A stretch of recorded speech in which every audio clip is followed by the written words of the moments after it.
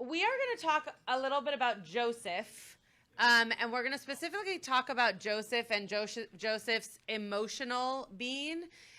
We are not going to talk about what I'm about to tell you, which is that lots of people, including Midrash, but lots of modern day sources are interested and I would venture to say obsessed at times with the fact that Joseph is very effeminate, which really shouldn't matter. But I think that in terms of the other patriarchs that we've seen before him and even some that come after him, the way in which Joseph is described is often not as our male patriarchs are described before him.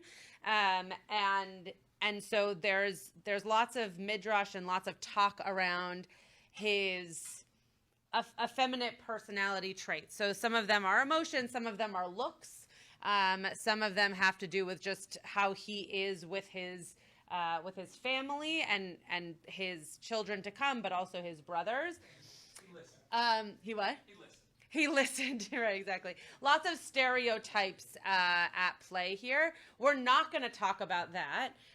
But the reason I bring it up is because what we are going to focus in on is that Joseph is a really emotional guy, which personally, as a non-male myself, but as someone who is surrounded by lots of brothers and lots of cousins who are male, there's nothing wrong with that, right? There's nothing that says that men cannot be emotional. In fact, I think it's a sign of strength, not weakness. And so the stereotypes around gender and emotion play very much into how the rabbis then describe what this emotion was about. So that's what we're going to talk about. We're not going to talk about his gender, and we're not going to talk about whether or not he was an effeminate character or not, because again, I don't really know that matters, nor do I personally care too much. But we are going to talk about his emotional state and what does that do to the story, and what does that do to our understanding of Joseph, but also our understanding of his relational connection to the other people around him. And we're going to hear a lot about what the rabbis have to say about his emotional outbursts, of which there are more than one. AJ, you have a question already? No comment, wasn't it? Well, it is a question. I'm afraid of the question.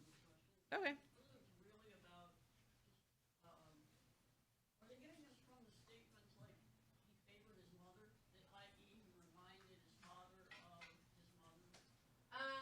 We're not going to see that too much because it's going to be talking about his emotional state in regard to his brothers. But I'm sure that is a place where it started. Let's take one for every two people, because I don't think I printed enough, which is a great problem to have on Sudash sheet. But if we just take one for every two people, as long as you can see it, that's great. Okay, so this is Parashat Vayigash, right? We just read this part of the Torah just a few moments ago, thanks to Rabbi Berenbaum. We're going to read through kind of chunks of the story here. So we're going to skip a few verses here and there, but first we're going to start at the beginning of chapter 45.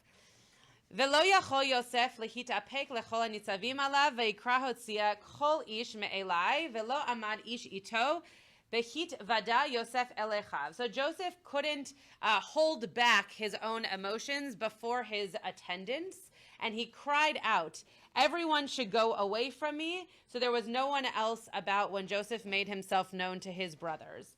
So what do we already know about Joseph's emotional state here? He's boiling over with him. Yeah. He's kind of like, all of this emotion has now been kept inside him for so long that it's about to boil over.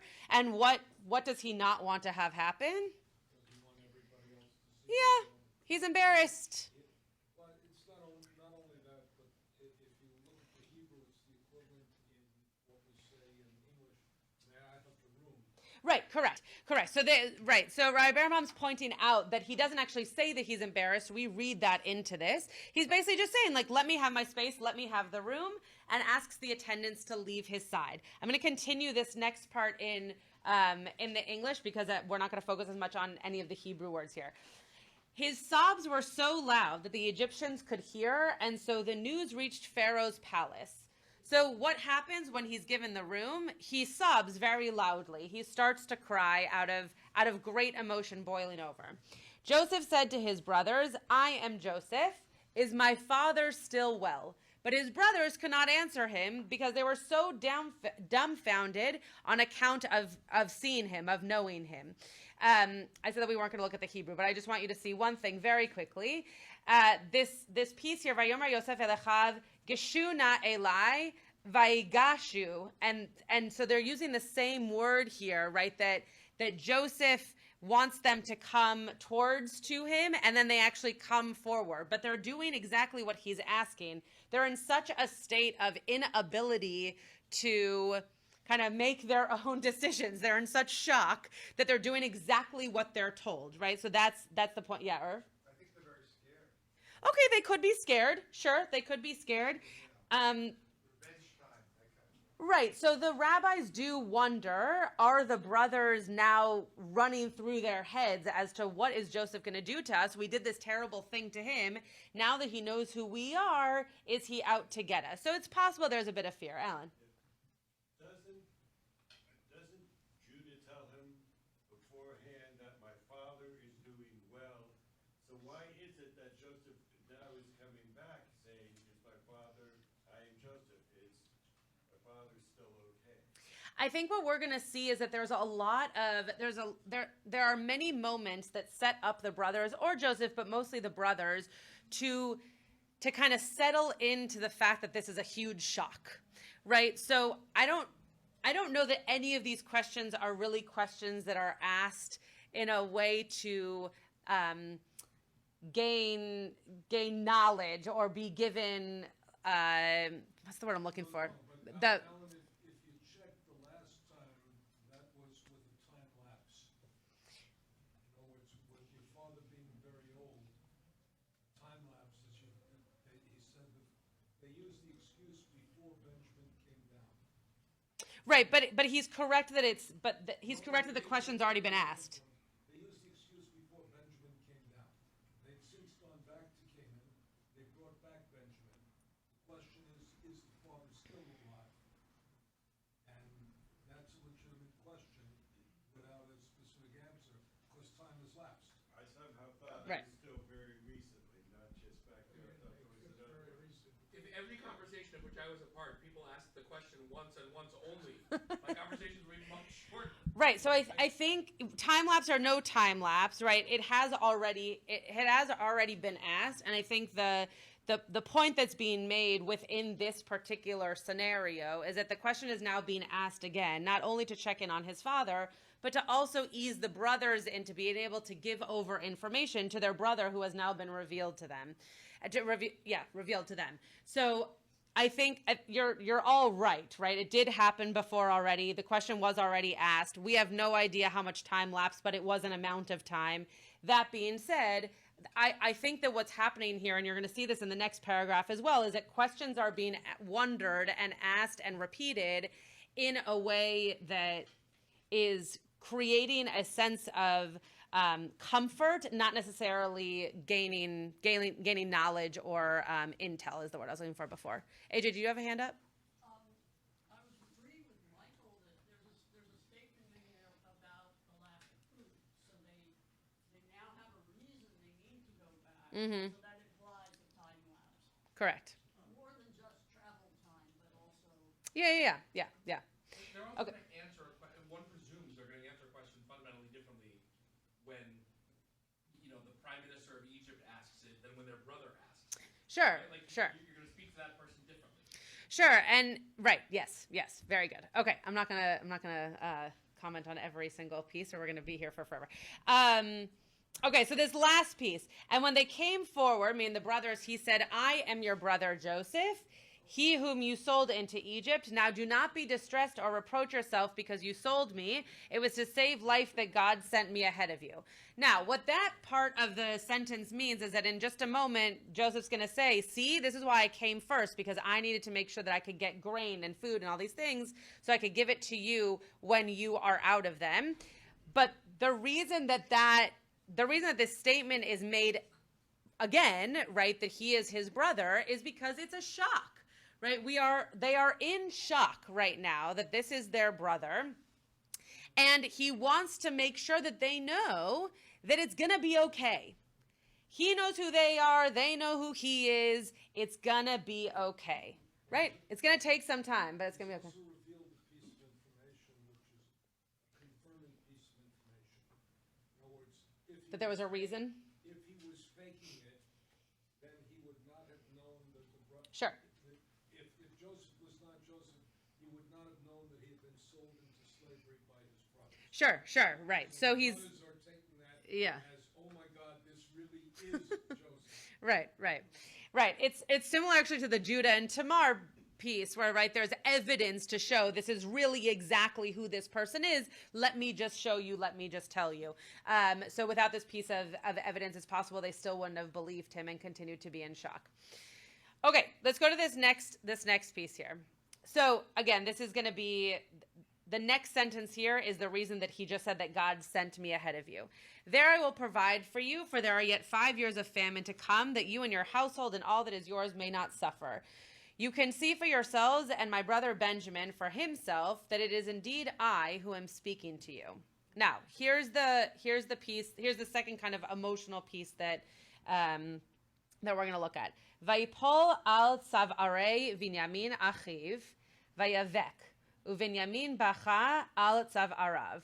So with that, he falls, it says embraced here, but he falls onto the neck of Benjamin, his brother, and he cries. And Benjamin cries on the neck of Joseph. So they're in a very intimate embrace, both crying, one on the other's neck. Okay, can you picture that? Okay, great. Vayenashek lechol echav vayevk. And so then he, meaning Joseph, goes around kissing all of his brothers and cries. But it says vayevk alehem, and he cries onto them or on them, right? So does that mean that he's hugging all of them? Does that mean that he's crying because he sees who they are and he's crying kind of on behalf of all of them? And after that, they were able to talk to him, to talk to Joseph. The news reached Pharaoh's palace. Joseph's brothers have come, and Pharaoh and his courtiers were pleased. I think that's such a sweet moment that Pharaoh can be happy for Joseph and his brothers, right? That there's this overwhelming joy that even if this means for Pharaoh, we don't yet know, but even if this could mean for Pharaoh that things are going to be more complicated, Pharaoh really cares enough about Joseph to want this moment for him, to want this emotional embrace and love from his brothers to be present and to continue to uplift him. So far we've seen this moment where Joseph's emotions are bubbling up within him. He asks for the room. He cries a lot.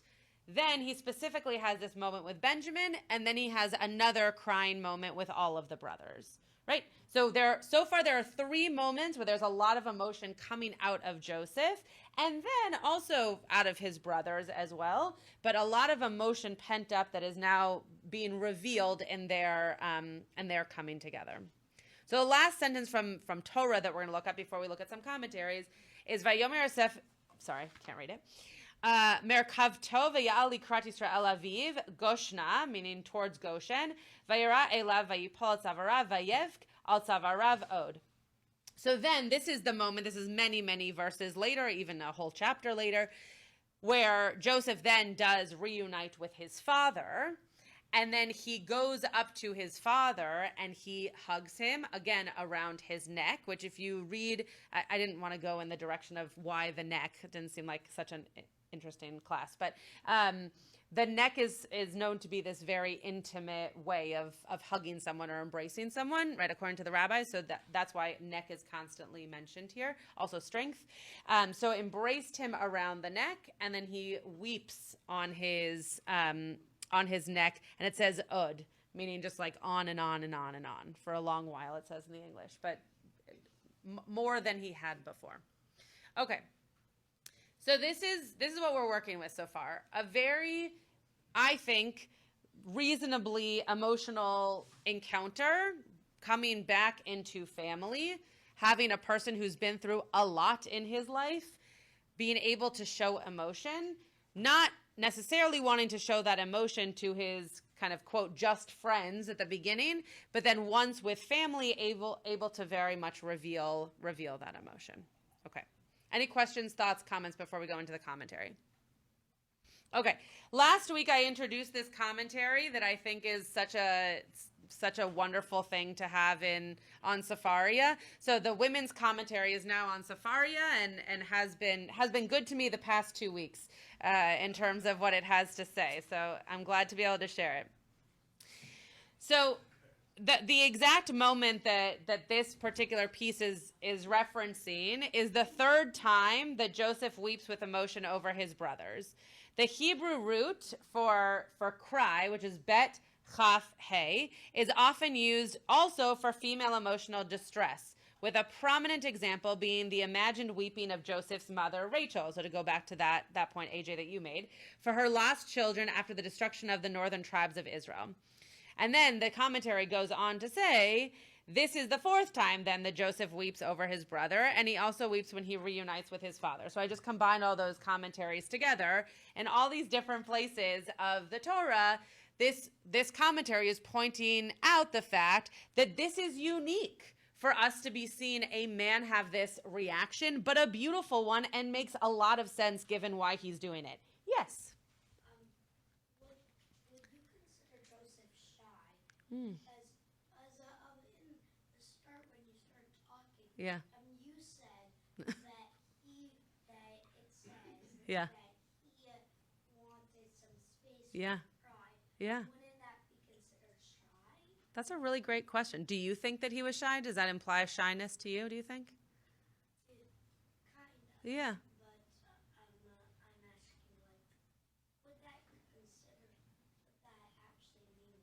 he Yeah. was very shy? That is very intuitive. I think that he was probably shy, and I think maybe even a little bit embarrassed, but not in a bad way. Like he had never seen anybody have this kind of emotion around him. So sometimes when you're young and you haven't yet experienced someone having that kind of emotion around you, you're worried, am I supposed to react this way? Is this what I'm supposed to do? Right? And so maybe it is a little bit of shyness. I think that's a very intuitive way of reading this. And maybe it's that he just wasn't so sure. Am I supposed to have this emotion only in private, or can I share it with other people? It's a really great question. So we're going to go to Chizkuni, because you all kind of commented on the same thing that Rashi commented on, that the brothers were amazed because they were shameful that what they had done towards Joseph.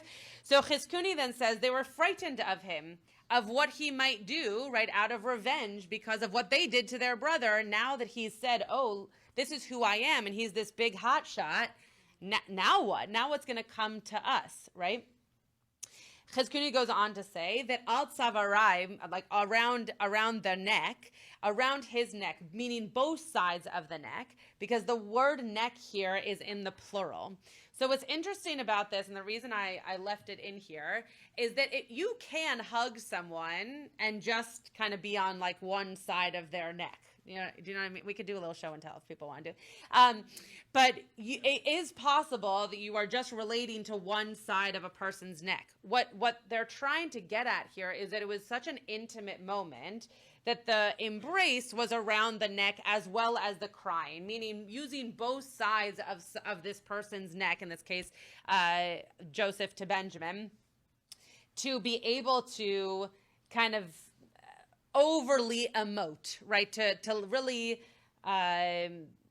like fall into the neck of his brother. And so that's why it's plural, which is really interesting. We don't have two necks. We only have one neck. But being able to play on this both sides of a strong part of our bodies.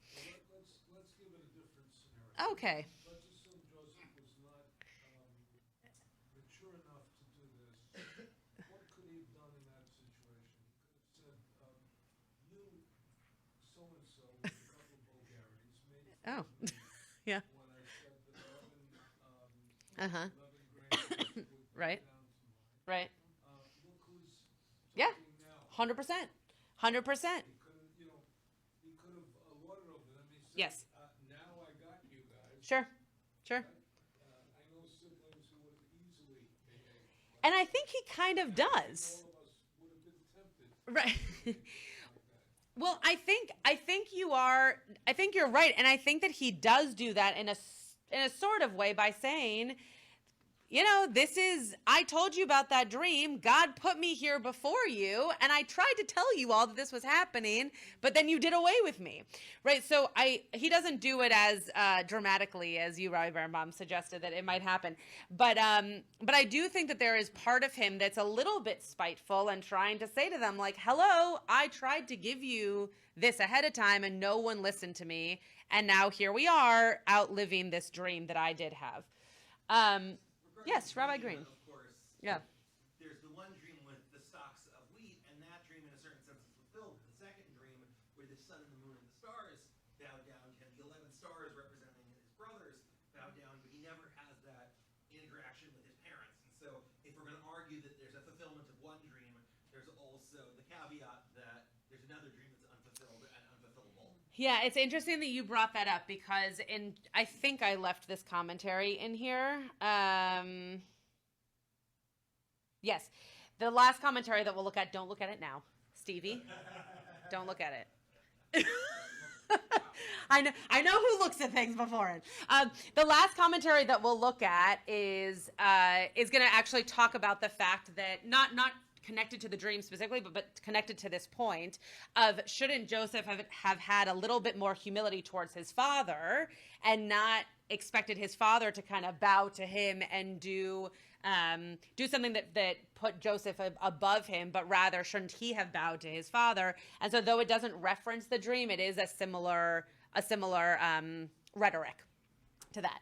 Okay. All right, let's just do a few more. Do you have a question, Marlies? Yeah. Previously, he had told the brothers to go back and bring back Benjamin, so he was using his power in the way he could think that maybe he was trying to get at them because of Yeah, I don't know that getting them to bring Benjamin back was definitely was a power move in that he had the power to request it. I don't know that it was a move that was trying to assume power over them in like a malicious way. I think it was really him wanting to make sure that all of the siblings, including the sibling who he's closest to because they were both born to the same mother, was okay. What? Dangerous test, though. What was? The dangerous test was he was testing his brothers that they wouldn't turn on Benjamin. And it's a dangerous That's interesting. test because if they had turned on Benjamin, he had no control over that. True. Yeah. It's interesting. Okay. We're going to look at Radak. We're going to skip the first Rabbeinu Bachya. Look at the Radak here. It says Vayipol, right? So this moment where he fell on them. Seeing that Joseph and Binyamin were full brothers, the bond between them was stronger. So they cried one after the other. So what Radak, Rabbi David Kimchi, is getting at here is that Benjamin is taken out, is sure. It's isolated from the others, not the word I was looking for, but taken aside from the other brothers because they had this specific bond where he felt like he could emote in a way that was going to be a stronger emotional reaction to Benjamin than to the other brothers. Do you have another comment? Do you want to share? No? Okay. Okay, so go to Hamek Davar. So he kissed all of his brothers. This is once he had the interaction with Benjamin, now he's going to have the interaction with the rest of the brothers. And he kissed all his brothers and cried on them. And after that, that's the verse, that he saw them terrified when they saw that the dreams came true per his prophecy. And that they thought, after this, maybe Joseph interprets the dream of 11 stars, there's a typo, bowing to him as a permanent state, that God decreed them all his slaves in perpetuity. After this, they could not speak to him face to face, but he showed them by kissing them and crying as one brother does over another. They understood that he interpreted his dreams as having already been fulfilled, and that he no longer believed he was their master, God forbid, and now they spoke to him. So to get back to what Rabbi Green said, but also in general of this, like, why emotion? Why is emotion helpful here? there is a certain moment where Joseph feels like he needs something beyond just his words to be able to show everything's gonna be okay. It's gonna be fine. I still feel connected to you. I still have this bond to you as my brothers. Everything is going to be okay. So even though the brothers were interpreting dreams still, or at least thinking back to the fact that there were dreams to interpret, Joseph is emoting, and I don't think that it's not genuine. I think that he's doing it out of full emotion coming forth from a long time of keeping it inside. But that emotion helps them see the genuine personality and also love, though that doesn't say it here, the genuine connection that he feels to his brothers. And that emotion allows that connection to be seen. Stevie. I mean, I think Amekdavar is getting at the sense of, like, is this power imbalance something that you're striving for, or something that you're striving to put behind you? Who's the Yosef, you? I guess, in this case, or his brother's the brother's perception of Yosef. Yeah. That he's saying that until this point, they always looked at Yosef as someone who was dreaming of the day when, I just can't wait to be king. Right? Yeah. Right. Lion King. That's good. Yeah. And Good reference. now that he's crying with them, it's like, oh, he's actually, like, we've been there, we've done that, he's past that, and, like, the brothers perceive him as saying, like, we're going to try to get past this imbalance and strive towards a healthier sort of relationship. Yeah. I think that's very possible, and I do wonder if the emotion in there is allowing the brothers to see him as just another guy, as opposed to in that powerful position, and allows them to kind of all strike a balance that they've never had before and level that playing field, even if he still is in a position of power, but to still level that field. That's a really beautiful read. Okay, we're going to read 1.5 more. We're not going to read the whole Ramban, but I want to read Radak. So this is again commenting on Vayavek Alehem. By the way, I want to point out that finding commentaries on the crying was very, very, very hard to do. Lots of the rabbis did not want to talk about the crying or weren't interested in the crying. So even though there's a lot on this page, I didn't not include lots of other things that I found. This is most of what I found on the crying, which also just shows, right, like how interested our rabbis were in the fact that this was what one of our leaders was doing in his as his character. Okay, Vayavek Alehem, but the brothers did not cry, being too ashamed to do so. V'chareki dvaro achav ito. But seeing that he had wept, meaning Joseph, and kissed them, they knew that he did not harbor a grudge against them, and they now asked him about what happened to him during all the years since he had left his father's house. So again, a moment for Rabbi Kimchi to say, okay, we've broken a barrier. We've broken that fourth wall, right? There's a certain element here where we are now very much a part of your story. Let's have a good cry. Let's get this all out, and then let's talk about it. And let's talk about it as siblings, not as powerful ruler and people who are dying in a famine, right? So that it allowed them to all feel something together and collectively and be able to move from that space. Okay, we're going to finish with the Ramban, and we're not going to read the whole thing, so I'm going to jump around. Joseph appeared before his father, and he wept on his neck a good while. Jacob, however, did not fall upon the neck of his son Joseph, nor did he kiss him. Our rabbis said that this was because he was reciting the Shema. Moreover, it is not respectful for Joseph to fall upon his father's neck. He should rather bow before him or kiss his hands. Right, so this is saying, okay, you might be a really emotional guy, and this might be a really emotional moment, but you still need to have reverence and kavod and honor for your father in such a way that you aren't blubbering in front of him, but rather are showing him reverence in these other ways. In modern day, of course, we would read this and say, what a sweet reaction, right? To fall into your old father's neck, lap, whatever, and be able to say, I'm so happy to see you. What a sweet reaction. But the rabbis didn't think so, but okay. The correct interpretation appears to me, meaning Nachmanides, to be that Israel's eyes were already slightly dim from age. His father did not recognize him. His brothers also had not recognized him. Therefore, Torah mentions that when he appeared before his father, who stared at him and then finally recognized him, his father fell on his neck and cried again over him, even as he had continually cried over him to this day when he had not seen him after his disappearance. So, the reason I think this commentary is so interesting is because there's a lot of like caveats, right? We can't just say, wow, what a sweet moment of father and son reuniting after so much time. He thought he was dead. He mourned him. Midrash says that he didn't fully mourn him because he believed he was still alive. But in the Torah, he cries for him a lot. He really mourns his child. And yet the rabbis have to kind of qualify why all of this might be happening and why in this way and why not in that way, and was it respectful, was it not respectful.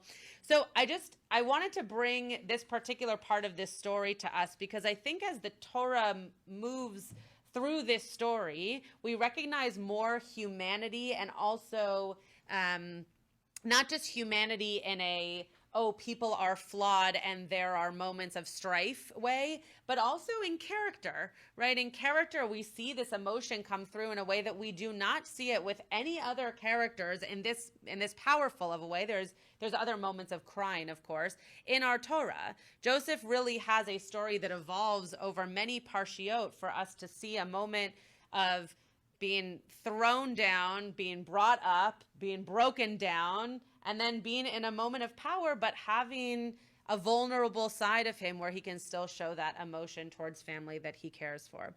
So I hope that in finishing the story of Joseph this week, we can all think of the ways in which we are a little bit like Joseph, and the ways in which the people in our families are a little bit like Joseph, and be proud of this character. It's one of my favorite stories in the Torah, and I'm always sad to leave it behind every year. But I think there's power in recognizing how he is a little bit like us, especially as we leave him to go on to Moshe.